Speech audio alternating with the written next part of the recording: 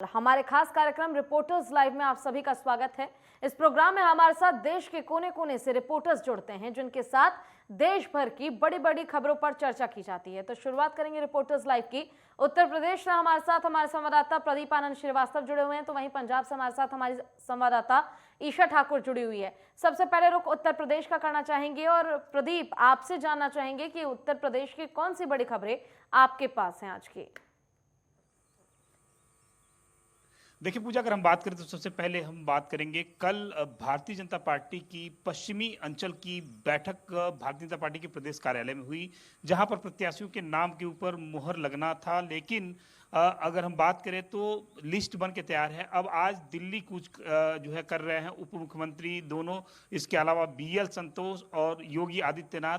वहां पर जो चुनावी कमेटी है वो अब पश्चिमी चेहरों पे जो है मुहर लगाएगी। कयास ये लगाए जा रहे हैं, सूत्रों से जो जानकारी मिली है उसके अनुसार ये तय हुआ है कि जो पश्चिम है वहां पर सर्वाधिक ब्राह्मण चेहरों को मैदान में उतारना। इसके अलावा जो किसान चेहरे हैं, जो बड़े किसान हैं या छोटे किसान हैं जिनकी फेमसिटी थोड़ी ज़्यादा है, लोगों के बीच में जो है आवाजाही ज़्यादा है, उनको भी बीजेपी टिकट दे सकती है। और इसके अलावा 10 ऐसे विधायक हैं जिनका नाम जो है इस बार कट जाएगा लिस्ट से, जो नॉन परफॉर्मर रहे हैं।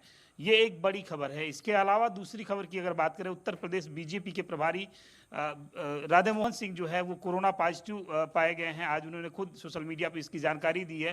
हालांकि कल शाम की मीटिंग में खुद राधा मोहन सिंह मौजूद थे, तो अब ऐसी स्थिति में भयावह स्थिति ये बनती है कि उस कार्यक्रम में सीएम योगी भी थे, दोनों उप मुख्यमंत्री भी थे, ब्रजेश पाठक थे, तमाम सभी बड़े नेता थे। और ऐसी स्थिति में अगर राधा मोहन सिंह पॉजिटिव है तो निश्चित रूप से अन्य जो लोग हैं उनको भी अब सतर्क होकर अपना टेस्ट करवा लेना चाहिए।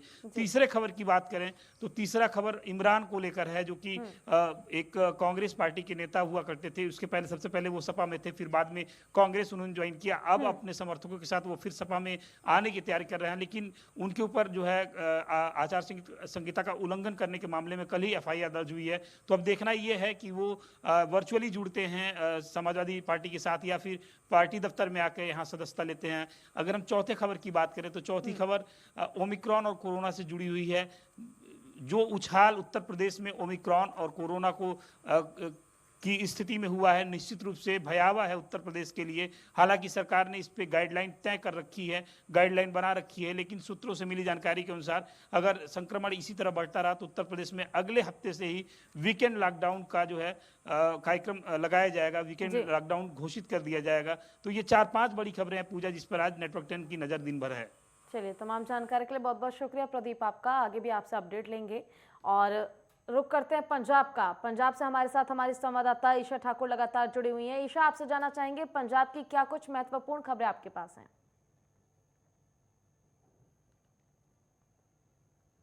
जी, जिस तरीके से पंजाब में चुनाव का दौर है और सियासी समीकरण लगातार तेजी से बदल रहे हैं, तो ऐसे में चंद मिनटों के बाद दिल्ली में बीजेपी के पार्टी कार्यालय में, जो मुख्य कार्यालय है, वहां पर पंजाब के जो चुनाव के सह प्रभारी बनाए गए हैं हरदीप सिंह पुरी और अन्य वरिष्ठ बीजेपी के नेताओं की तरफ से पंजाब के कई ऐसे बड़े नेता हैं शिरोमणि अकाली दल के और साथ ही साथ कांग्रेस के जो लुधियाना, अमृतसर और पटियाला के हैं, वो आज पार्टी में शामिल हो सकते हैं, हो जाएंगे। और इनमें ये देखना होगा कि कौन ऐसे बड़े नेता हैं जो बीजेपी का हाथ आज थामते हैं, क्योंकि माहौल लगातार तेजी से यहाँ पर बदल रहा है। और बीजेपी का गठबंधन यहाँ पर जो पंजाब के पूर्व मुख्यमंत्री है कैप्टन अमरिंदर सिंह, उनकी पार्टी पंजाब लोक कांग्रेस के साथ है और कैप्टन अमरिंदर सिंह को चुनाव चिन्ह भी बीते कल मिल चुका है। हॉकी स्टिक और बॉल जो है उन्हें चुनाव चिन्ह के तौर पर मिला है। और कैप्टन अमरिंदर सिंह का ये कहना है कि अब बस एक गोल करना बाकी है। और कैप्टन अमरिंदर सिंह की इसलिए भी यहाँ पर बार बार जिक्र लगातार होता रहा है क्योंकि कैप्टन अमरिंदर सिंह ने 4.5 साल यहाँ पर राज किया है पंजाब में। और अभी देखिए कहीं ना कहीं कश्मकश की स्थिति में यहाँ पर कांग्रेस है, क्योंकि 4.5 साल के जो काम काज है, जो लेखा जोखा है, वो लोगों के बीच कैप्टन अमरिंदर सिंह लेके जा रहे हैं, क्योंकि कांग्रेस को पूर्ण बहुमत से यहाँ पर सत्ता में कैप्टन अमरिंदर सिंह लेकर आए थे। और ऐसे में उन्हें हालांकि नवजोत सिंह सिद्धू के विरोध के बाद और दूसरे नेताओं के विरोध के बाद भले ही सत्ता से नीचे उतार दिया गया हो मुख्यमंत्री पद से, लेकिन कैप्टन अमरिंदर सिंह कहीं ना कहीं कांग्रेस के लिए सीधर्ती बनते नजर आएंगे। 5 साल का जो काम का लेखा जोखा कांग्रेस पार्टी जनता के समक्ष लेकर जाने वाली थी, वही 4.5 साल का कामकाज कैप्टन अमरिंदर सिंह इस वक्त लोगों के बीच ले जा रहे हैं, क्योंकि कैप्टन अमरिंदर सिंह पहले भी कह चुके हैं कि 90% से ज्यादा चुनावी वादे उन्होंने मुख्यमंत्री के तौर पर पूरे किए हैं। और रही बात मुख्यमंत्री चरणजीत सिंह चन्नी की, करीब 111 दिन वो मुख्यमंत्री रहे हैं। 111 दिन के जो काम के लेखा जोखा है वो लोगों के पास लेकर जा रहे हैं, लेकिन इसमें तमाम ऐलान जरूर किए गए हैं चन्नी जो मुख्यमंत्री हैं अभी मौजूदा पंजाब के, लेकिन जमीनी स्तर पर वो लागू नहीं हो पाया है। ऐसे में कहीं ना कहीं फायदा इसका बीजेपी जरूर लेगी, क्योंकि बीजेपी, शिरोमणि अकाली दल, डेमोक्रेटिक और पंजाब लोक कांग्रेस, इनका गठबंधन हो चुका है और माना जा रहा है कि इसी सप्ताह में जो सीट है उसका बंटवारा भी हो जाएगा कि 117 विधानसभा सीटों में कितनी सीटों पर बीजेपी और जो 2 अन्य पार्टी है शिरोमणि अकाली दल, डेमोक्रेटिक और पंजाब लोक कांग्रेस लड़ेगी। और इसी के साथ देखिए, कांग्रेस में जिस तरीके से ये माना जा रहा था कि कैप्टन अमरिंदर सिंह को अगर मुख्यमंत्री पद से हटा दे तो शायद नवजोत सिंह सिद्धू की महत्वाकांक्षा खत्म हो जाएगी, लेकिन अब वो और भी ज्यादा कहीं ना कहीं कांग्रेस को नुकसान पहुंचाने वाली है, क्योंकि चरणजीत सिंह चन्नी लगातार प्रचार में जुटे हुए हैं। हालांकि आचार संहिता लागू यहां पर जरूर हो चुकी है, ऐलान मुख्यमंत्री के तौर पर अब वो कुछ भी नहीं कर सकते हैं, लेकिन लोगों के बीच जैसे जैसे वो जा रहे हैं वैसे वैसे उनका कहना है कि आप मुझे भी एक मौका दो, यानी कि वो स्पष्ट ये कहना चाहते हैं कि मुख्यमंत्री का चेहरा कहीं ना कहीं कांग्रेस उन्हें बनाए। लेकिन नवजोत सिंह सिद्धू आज दोपहर 1:30 बजे प्रेस क्लब चंडीगढ़ में प्रेस कॉन्फ्रेंस करने वाले हैं। एक बार फिर से वो मीडिया के समक्ष अपनी बात रखेंगे कि किस तरीके का पंजाब मॉडल पंजाब की जनता चाहती है, और ऐसे में वो लगातार यही कहते रहे हैं कि इस बार का जो चुनाव हो उसमें मुख्यमंत्री के चेहरे के साथ उतरना चाहिए कांग्रेस को, तभी कांग्रेस को फायदा होगा और कहीं ना कहीं अपने नाम को वो सबसे आगे लेकर जा रहे हैं। बीते कल हमने देखा बॉलीवुड स्टार सोनू सूद की बहन मालविका सूद हालांकि कांग्रेस में जरूर शामिल हुई है, लेकिन मौजूदा जो एमएलए हैं हरजोत सिंह, उनका टिकट वहां से काट दिया गया। तो ऐसे में जो कांग्रेसी एमएलए हैं मौजूदा वहां के, उनकी तरफ से ये 2 टूक शब्दों में कह दिया गया है, भले ही मालविका सूद कांग्रेस पार्टी में शामिल हुई हो, लेकिन वो जो चुनाव है वो मोगा से ही लड़ेंगे। तो ऐसे में कांग्रेस को कांग्रेसी ही टक्कर देंगे, और ऐसे ही कादिया में तस्वीर देखने को हमें मिल रही है। तो तमाम कांग्रेसी नेता जो है एकजुट यहाँ पर नजर नहीं आ रहे हैं। देखिए ईशा, चुनाव नजदीक है और ऐसे में चुनाव में जो समीकरण होने हैं वो अभी उतार चढ़ाव न जाने कितने ही देखने को मिलेंगे। तो ऐसे में सबसे ज्यादा महत्वपूर्ण ये है कि आखिर जो चुनाव आयोग की ओर से नियम कायदे लगाए गए हैं उसका पालन करते हुए अगर प्रचार प्रसार किया जाए और तमाम मापदंडों को ध्यान में रखते हुए चीजें की जाए तो ज्यादा बेहतर होगा, क्योंकि कोरोना के आंकड़े भी लगातार बढ़ते जा रहे हैं। तमाम जानकारी के लिए आपका बहुत बहुत शुक्रिया। सीधे रुख करते हैं उत्तराखंड का, जहां से हमारे साथ हमारे संवाददाता योगेश सहवाल जुड़े हुए हैं। योगेश, आपके पास उत्तराखंड में क्या कुछ महत्वपूर्ण खबरें हैं? बिल्कुल, आपको बताना चाहेंगे कि क्योंकि अब उत्तराखंड में चुनावी दस्तक बहुत तेजी से होने लगी है और हर कोई अब प्रचार प्रसार में लग गया। फिर चाहे भाजपा की बात करें, कांग्रेस की बात करें, आम आदमी या यूकेडी की बात करें, तो सभी दल आज अपने आप को प्रस्तुत करेंगे लगातार, क्योंकि वर्चुअली तौर पर लोगों को बीच में जाना है तो इसकी तैयारी भी कर रहे हैं। खासतौर पर अगर मैं बात करूँ तो सबसे पहले मंथन जो है वो भाजपा कर रही है, वर्चुअली तौर पर मंथन करेगी, लेकिन मंथन जो है वो 2022 के विधानसभा चुनाव में किसे टिकट देना है किसे नहीं देना, इसको लेकर मंथन होगा। मुख्यमंत्री मौजूद रहेंगे, साथ ही अगर बात करें तो प्रदेश अध्यक्ष जो है वो भी मौजूद रहेंगे और बड़े नेता आलाकमान से लगातार संपर्क में रहेंगे और बातचीत करेंगे कि आखिर किस तरह से किन लोगों को टिकट देना है। क्योंकि बातचीत जिस तरह से चल रही है कि हो सकता है भाजपा में इस बार कई विधायकों के टिकट कटे हैं, तो अगर माने तो 2 दर्जन से ज्यादा विधायकों के टिकट कट सकते हैं, तो उसमें मंथन होना, क्योंकि गंभीरता से इसको मंथन करना पड़ेगा। क्योंकि अगर विधायकों के टिकट कटते हैं तो वो भी एक चिंता का विषय रहेगा। देखा गया है कि उत्तराखंड में जब भी विधायकों के टिकट करते हैं, जो मौजूदा विधायक रहते हैं, तो वो परेशानी का सबब अपनी पार्टी के लिए खड़ा करते हैं, तो इसलिए भाजपा को भी ये देखना होगा। दूसरी तरफ अगर बात करें तो कांग्रेस है, कांग्रेस भी लगातार वर्चुअली अपने आप को मजबूत कर रही है। टिकट कुछ दिन पहले जब हमने हरीश रावत से बात की थी तो उन्होंने बताया था कि लगभग 45 टिकट फाइनल हो चुके हैं, लेकिन बाकी बचे हुए जो टिकट है उनके लिए भी चर्चा बहुत तेजी से हो रही है, किन्हें टिकट देना है, कैसे टिकट देना है, क्योंकि इस बार सत्ता में वापसी आने की जो हर तैयारी खुद को और मजबूत करने की तैयारी कांग्रेस कांग्रेस कर रही है, तो इसलिए टिकट बंटवारा भी बहुत ज़्यादा ज़रूरी है कि किसको दिया जाए, किसको नहीं दिया जाए।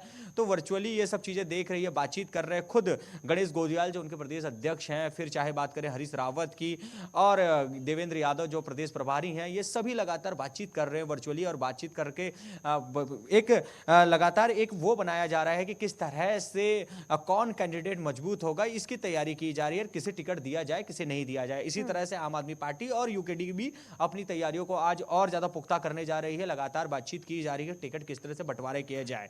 दूसरी अगर बात करें हम, तो जो यहाँ की सबसे बड़ी खबरों में से एक है वो है कोरोना। लगातार मामले बढ़ते जा रहे हैं। कल अगर बात करें तो लगभग 1300 मामले, 1292 मामले सामने आए थे, जिसमें 5 डेथ भी थी। एक गंभीर विषय अब बनकर ये सामने आ रहा है, क्योंकि जिस तरह से कोविड के मामले लगातार उत्तराखंड में बढ़ रहे हैं। अगर बात करें सेकेंड वेव की, तो बहुत तेजी से सेकेंड वेव में मामले कंट्रोल भी आए थे। भले मामले बहुत ज़्यादा आए थे, लेकिन कंट्रोल भी वो आए थे और उस समय डेथ परसेंटेज भी बहुत ठीक ठाक बढ़ा था। इसी तरह से अगर बात करें तो अब सतर्क रहने की जरूरत है। मुख्यमंत्री भी ध्यान दे रहे हैं, इसमें प्रशासन भी ध्यान दे रहा है, क्योंकि चुनाव भी है। चुनाव में खासतौर पर जो रैलियों में प्रतिबंध लगाई गई है, ज़्यादा भीड़ को इकट्ठा नहीं करने दिया जाए, ताकि जो कोरोना के मामले हैं, जो कोविड के मामले हैं, वो ना बढ़े। ये सभी चीज़ें देखी जा रही हैं और मामले फिर भी बढ़ते जा रहे हैं। अगर बात करें तो 5000 से ज़्यादा एक्टिव केसेस हैं अभी। उत्तराखंड बहुत छोटा सा राज्य है और इस राज्य में अगर 5000 10,000 की बात करें तो ये आंकड़ा बहुत बड़ा माना जाता है। तो इसी तरह से इस पे कंट्रोल करने की जरूरत है। अभी फिलहाल यही बड़ी खबरें हैं यहाँ पर। आने वाले जो भी खबरें रहेंगी हम आपके बीच में वो सब लेकर आते रहेंगे। जी, तमाम जानकारी के लिए बहुत बहुत शुक्रिया आपका योगेश। और फिलहाल वक्त एक छोटे से ब्रेक का है, जल्द लौटेंगे।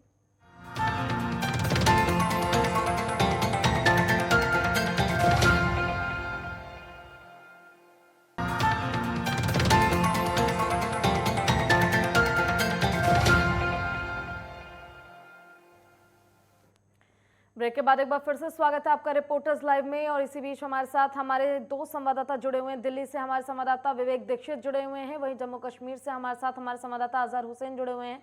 रुख पहले राजधानी दिल्ली का कर लेते हैं और विवेक, आपसे जानना चाहेंगे कि क्या कुछ बड़ी खबरें आपके पास राजधानी दिल्ली के संदर्भ में?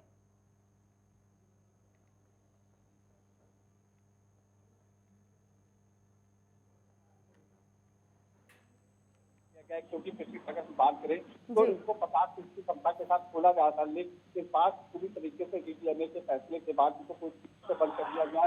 रेस्टोरेंट, बार, इनको भी वहां पर बैठ के, दरअसल जिस तरीके से वहां पर लोग बैठ वहां पर भीड़ इकट्ठा हुई, तो उसको देखते हुए डीजीएमए ने अहम फैसला लिया है, क्योंकि आप वहां पर बैठ के नहीं खा सकते, क्योंकि अब आप अगर वहां पर बैठे खाते हैं तो वहां पर भीड़ इकट्ठा होती है। उसको देखते हुए कहीं ना कहीं सेंटर बढ़ेगा, उसको देखते हुए रेस्टोरेंट बार को बंद कर दिया गया है और वहां पर पार्सल सुविधाएं कर दी गई। कोई भारी प्रॉब्लम ना, उसको देखते हुए ये डीजीएमए ने फैसला लिया है। आपको बड़ी खबर दूसरी बता दें, दिल्ली के मुख्यालय में कोर ग्रुप की बैठक चल रही, बीजेपी के मंथन चल रहा है, क्योंकि चुनाव को किस तरीके से किसको टिकट देनी है, किसको ब्राह्मण उम्मीदवार खड़े होंगे, उसको देखते हुए भी आज इस अहम बैठक की चर्चा होगी। इस बैठक में अमित शाह और सीएम योगी आदित्यनाथ और डिप्टी सीएम दोनों शामिल रहेंगे। और सबसे तीसरी खबर की अगर हम बात करें तो जिस तरीके से लगातार कोरोना बढ़ रहा है, उसको देखते हुए कहीं ना कहीं 12 बजे जो दिल्ली के सीएम है वो भी कहीं ना कहीं कड़े फैसले ले सकते हैं, उसको लेकर भी मंथन चल रहा है।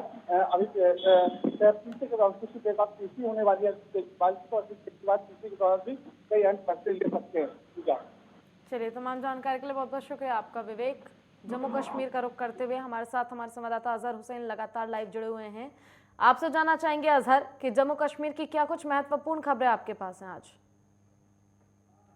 कश्मीर की बात करें, जो सबसे अहम और बड़ी खबर इस वक्त जम्मू कश्मीर से आ रही है वो कोविड-19 के हवाले से आ रही है। जिस तरीके से लगातार जो है कोविड-19 के केसेस जो है बढ़ रहे हैं, तो लगातार अगर हम कल दिन की बात करें तो 700 से ज्यादा जो है केसेस जो है बढ़ गए हैं, जिसकी वजह से जो है एडमिनिस्ट्रेशन ने, जिला प्रशासन ने या हम जम्मू कश्मीर के प्रशासन ने जो है जो इंतजामिया मुतहरिक हो गई है, इसके हवाले से जो है लोगों में अवेयरनेस किए गए हैं। और कल जो है, और दूसरी एक बात, जो कल जो बूस्टर वैक्सीन लगाए गए, जिसका इफ्तिताह जो कल जम्मू में एलजी मनोज सिन्हा के द्वारा हुई है, और उन्होंने लोगों से ये अपील की है कि वो एसओपीज को फॉलो करें।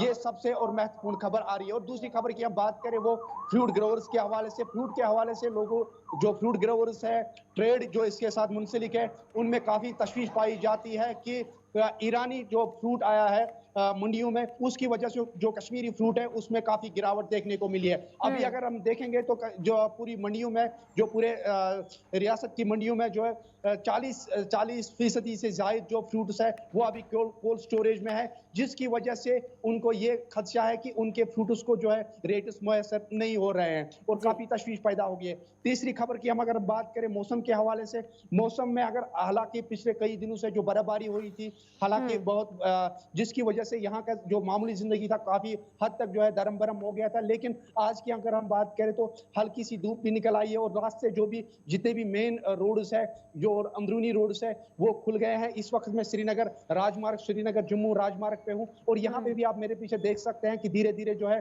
गाड़ियों का रुख जो है जम्मू की तरफ रवाना हो रही है। ये सबसे 3 महत्वपूर्ण खबरें थी जम्मू कश्मीर से। जी पूजा। चलिए, तमाम जानकारी के लिए बहुत बहुत शुक्रिया आपका।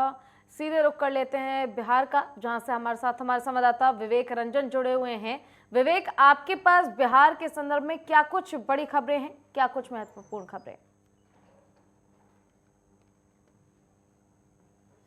जय की एमएलसी चुनाव को लेकर, जो कि 24 सीटों पर एमएलसी का चुनाव होना है लोकल बॉडी का, उसमें अभी आरजेडी में एक बड़ा दौर देखने को मिल रहा है। आरजेडी के जो तेज प्रताप यादव और तेजस्वी यादव आपस में ही भिड़े हुए। तेज प्रताप, जिस तरीके से देखा आपने, तेज प्रताप यादव अपने अलग एक संगठन बना लिए, छात्र जनशक्ति परिषद। अब उन्होंने अब अपने ही पार्टी पर बड़ा ही दांव खेला। उन्होंने कहा कि अगर 6 सीट हमको नहीं दी जाएगी तो हमें कहीं और से ऑफर आ रहा है, मिल रहा है कि हमको डिप्टी सीएम का, यानी इशारों में उनका है कि जेडीयू की तरफ से उनको ऑफर मिल रहा है कि हम आपको डिप्टी सीएम बनाएंगे। जिस तरीके से अभी देख रहे हैं कि बिहार में जो राजनीतिक सियासत है खरमास के बाद की खत्म हो जाएगी, इस तरीके से जो कहा जा रहा है कि बिहार में नीतीश कुमार की जो सरकार है वो खरमास के बाद खत्म हो जाएगी और महागठबंधन अपना सरकार बना लेगा। लगातार अब जो एमएलसी का चुनाव है, एमएलसी के चुनाव में इस तरीके से देखने को मिल रहा है। अगर वहीं दूसरी खबर की बात कर ली जाए तो बिहार में ओमिक्रॉन का जो खतरा हो दायरा लगातार बढ़ रही है। बिहार में जिस तरीके से देखा कि 27 अचानक से 27 केस ओमिक्रॉन का मिला आईडीएमएस में, उसके बाद स्वास्थ्य महकमे में हड़कंप मच गई। लेकिन एक और बात है कि अभी एक और वेरिएंट का मिला, लेकिन वो वेरिएंट का भी पता नहीं चला कि उसको कौन वायरस है और क्या नहीं। जो कि 32 सैंपल लिया गया था आईडीएमएस में, उसमें से 27 ओमिक्रॉन का मिला था, 4 डेल्टा वेरिएंट था, लेकिन एक जो वेरिएंट है उसके बारे में अभी तक पता नहीं चला है। इस तरीके से अगर अभी खबर की बात कर लीजिए तो जिस तरीके से देश में लगातार कोरोना के आंकड़ा है, लेकिन एक जालसा करने वाली भी खबर सामने आई है। लोग ठगी जो है अपने सभी लोगों का गिरफ्त में ले रहे हैं और उनके मोबाइल पर ओटीपी मैसेज भेजकर जिस तरीके से अकाउंट में देखते हैं कि अकाउंट में जालसा की जाती है, उसी तरीके से उस पर आरटीपीसीआर के नाम पर उसे ठगी की जा रही है कि आपके मोबाइल पर ओटीपी गया है, ओटीपी आप बताइए। आपको कोरोना की तरफ से जो रिपोर्ट भेजी गई है उसको लेकर उनके बैंक से अकाउंट तक के जो अकाउंट में जितने बैलेंस है निकाल ली जाती है। जी बिल्कुल, देखिए अगर कल की बात की जाए तो कल से बूस्टर डोज की शुरुआत विवेक हो चुकी है। पूरे देश भर में बूस्टर डोज लगाए जा रहे हैं, तो इसकी क्या स्थिति फिलहाल देखी जा रही है? बिहार में कितना सफल होता नजर आ रहा है बूस्टर डोज, क्योंकि सीएम खुद पॉजिटिव आए हैं, कोरोना पॉजिटिव? जी जी बिल्कुल। बूस्टर डोज के लेकर बात कर ली है तो बूस्टर डोज को लेकर सभी जो जितने भी स्वास्थ्य केंद्र है, सभी स्वास्थ्य केंद्रों पर स्वास्थ्य विभाग की तरफ से अधिकारियों को तैनात कर दिया है कि बूस्टर डोज जो कि 65 से और जो फ्रंट लाइन वर्कर है उनको सबसे पहले दी जाए बूस्टर डोज, जो कि 9 महीना का अंतराल है कि 9 महीना जिसको वैक्सीन पड़ गया, 9 महीना के अंतराल उन्हीं को बूस्टर डोज मिलेगी। ऐसे में लेकर नीतीश कुमार के जो मुख्यमंत्री नीतीश कुमार के इस तरीके से कोरोना रिपोर्ट पॉजिटिव आना, पहले तो नेगेटिव आया था, उसके बाद अचानक पॉजिटिव आना, एक कहीं ना कहीं एक और जो है कि बूस्टर डोज लेने वाले को लेकर जो मुख्यमंत्री की बात कर ली जाए तो दोनों वैक्सीन ले चुके हैं, लेकिन अचानक इसके जो पॉजिटिव रिपोर्ट आया है, जो कि बात कर लीजिए पहले वेरिएंट में नहीं वो पॉजिटिव पाए थे, सेकंड वेरिएंट में नहीं, थर्ड वेरिएंट में उनका रिपोर्ट पॉजिटिव पाया। ऐसे में लेकर बिहार के स्वास्थ्य महकमे पूरी तरीके से सजा गया बूस्टर डोज को लेकर, जो सभी स्वास्थ्य केंद्रों पर अधिकारियों को और जो अवेयरनेस भी फैलाया जा रहा है कि लोग बूस्टर डोज लें, अफवाहों में न फैलें। विवेक, आपसे ये भी जानना चाहेंगे, जिस तरह आपने जिक्र किया आरटीपीसीआर के नाम पर ठगी की जा रही है, तो क्या इस चीज पर अंकुश लगाया जा सके और लोगों को इसी प्रकार आगे और बेवकूफ ना बनाया जाए, इसको लेकर कोई व्यवस्था प्रशासन की ओर से या फिर साइबर सेल की ओर से की गई है? जी बिल्कुल, अभी तक तो किसी भी प्रकार के नहीं आई है, लेकिन जो ये अचानक मामला कल सामने आया प्रकाश मित्तल सामने, एक जो व्यक्ति है अपने राजधानी पटना में रहकर पढ़ाई करता है, उसके पास उसके मोबाइल पे मैसेज आया कि आपके पास RT-PCR का गया है कि नंबर गलत से आपके पास चला गया, लेकिन आप उस OTP बताइए, हम कोरोना का वैक्सीन ले रहे थे। उस समय आपके मोबाइल पे गलत से OTP चला गया, वो OTP बताइए। उन्होंने पढ़े लिखे इंसान था, उन्होंने OTP नहीं बताया कि मेरे पास कोई OTP नहीं आया, लेकिन लोग उसके मोबाइल पर इस तरीके से अकाउंट का नाम देकर आया था कि आप OTP बताइए, और उसके अकाउंट से जिस तरीके से देख रहे हैं कि लगातार साइबर क्राइम की तरफ से चलिए, ऐसे में लोगों को सतर्क रहने की जरूरत है, विवेक, और समझने की जरूरत है कि इस प्रकार अगर किसी का भी कॉल आता है तो OTP बताने की जरूरत नहीं है, सावधान रहने की जरूरत है। बहुत बहुत शुक्रिया तमाम जानकारी के लिए आपका। और इसी बीच हमारे साथ बलिंदर कुमार, हमारे संवाददाता हरियाणा से जुड़े हुए हैं। बलिंदर, आपके पास हरियाणा से क्या कुछ बड़ी खबरें हैं?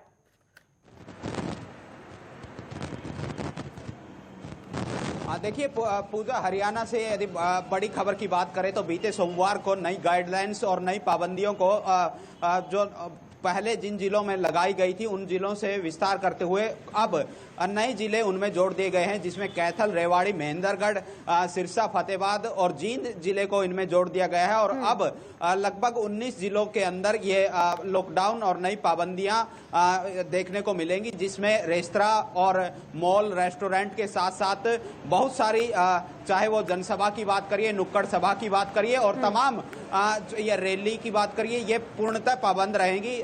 दूध और दवा और इमरजेंसी सेवाएं नियंत्रण जारी रहेंगी और आम जनमानस को उनकी सेवाएं मिलती रहेंगी। और ये देर शाम को हरियाणा सरकार के द्वारा कुछ जिलों को रेड जोन में डाला गया है, उनमें शामिल किया गया है, जिसमें कैथल को भी अब शामिल कर लिया गया है, जिसमें अब नए सिरे से रेड जोन की जो नियम और जो पाबंदियां हैं इन जिलों पर भी लागू रहेगी। दूसरी बड़ी खबर की बात करें तो हरियाणा में अब जैसे जैसे कोरोना अपने पैर पसार रहा है, उसी के साथ आम जनमानस को भी अब लगातार प्रशासन के द्वारा समझाया जा रहा है कि वो तय की गई गाइडलाइंस का पालन करें और जिस प्रकार से उनको सहयोग की उम्मीद है आम नागरिक से, उस प्रकार से वो सहयोग करे। ओमिक्रॉन और कोरोना के बढ़ते खतरे को देखते हुए लगातार जिला प्रशासन भी मास्क और सैनिटाइजर के साथ जिस प्रकार के नियम है उनका पालन करने की देखते हुए प्रशासन जहां एक तरफ से मुस्तैद है, सरकार मुस्तैद है, तो ऐसे में लोगों को भी मुस्तैद रहने की जरूरत है और लापरवाही ना बरते, यही कोरोना को मात दे सकता है। बहुत बहुत शुक्रिया आपका तमाम जानकारी के लिए। और इसी के साथ फिलहाल के लिए रिपोर्टर्स लाइव में बस इतना ही। जय हिंद।